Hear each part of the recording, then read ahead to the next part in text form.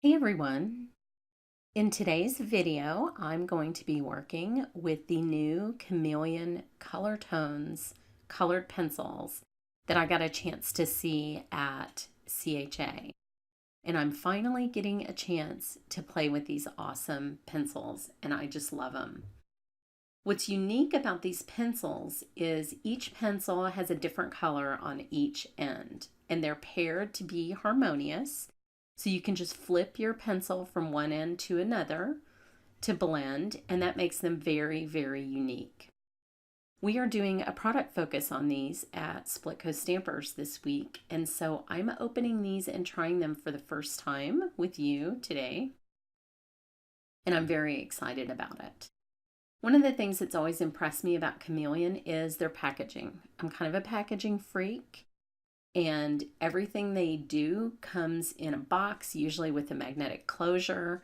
These pencils have a magnetic closure as well, but it's this beautiful black on black, shiny and matte contrast on all of their boxes that I just think is super classy and fun. I like my stuff to come in a nice box I can store. So here are the instructions, and they show you the two ends of the pencils and how they blend.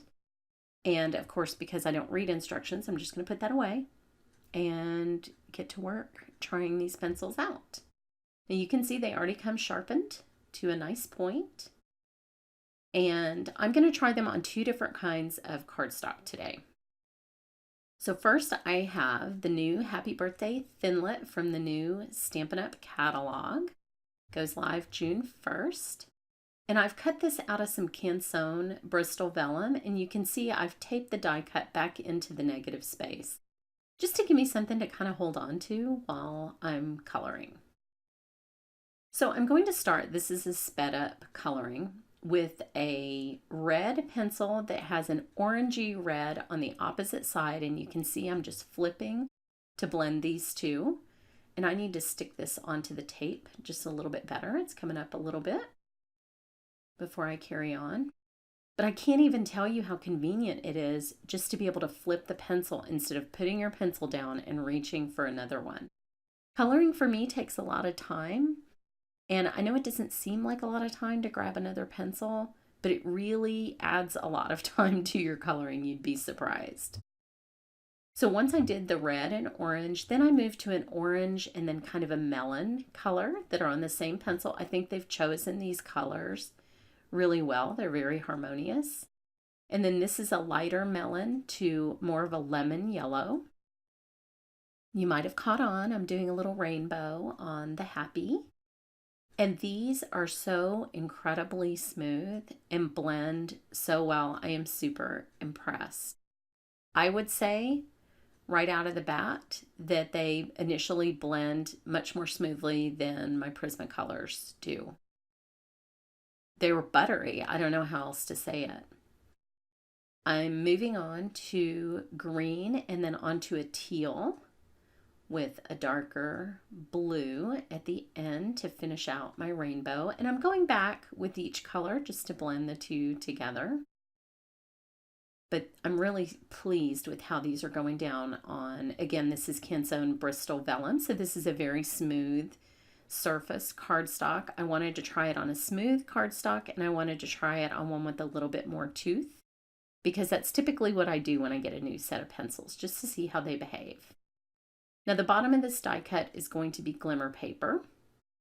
I'm not going to color that, but I am going to go around the edges of the die cut where it's still white on the sides, sort of like you do with Copic markers when you go around the edges with black, just to give it a more finished look and eliminate that stark white border around the word happy. And these are sharp enough that I can kind of get in all those little nooks and crannies and do any final blending that I need to do. I'm loving these things. So next, my cardstock with a little more tooth is Crumb Cake cardstock from Stampin' Up!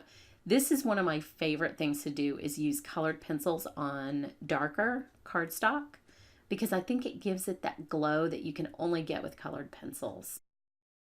So I'm stamping this image from Crafting Forever which is another new Stampin' Up! Stamp set. So cute. It's all about being creative. And I love this little pot with the paintbrushes in it. Just speaks to me.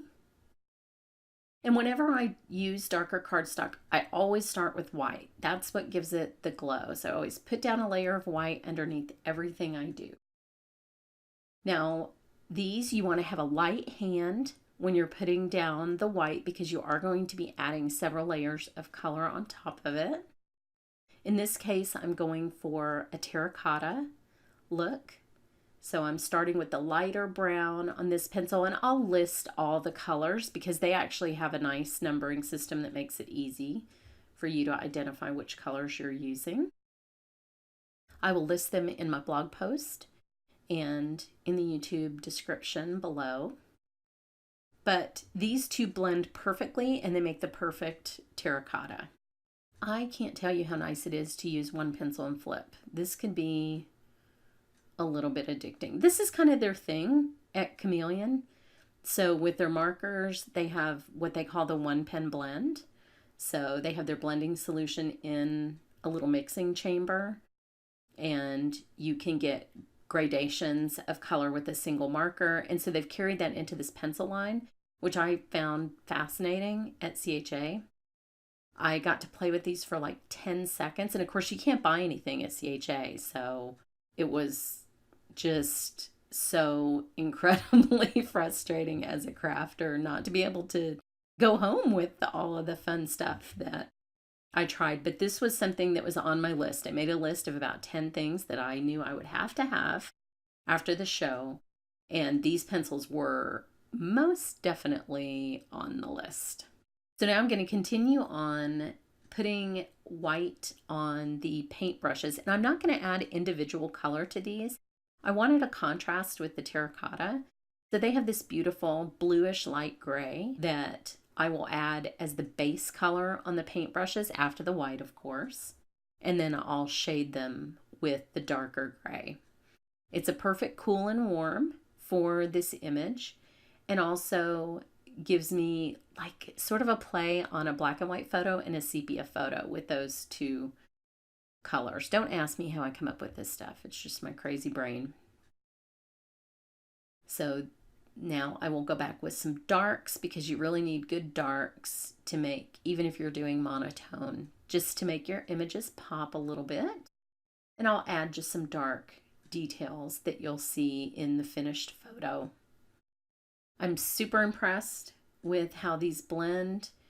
You don't get a waxy buildup until you have the right number of layers. They're very easy to move, multiple layers of color, and the flipping is flipping awesome. I'm not going to lie. So I think you'd be very pleased with them.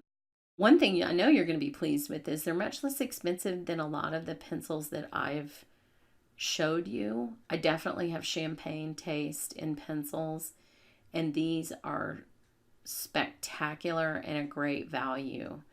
So these will be on my desk quite a bit, I'm pretty sure.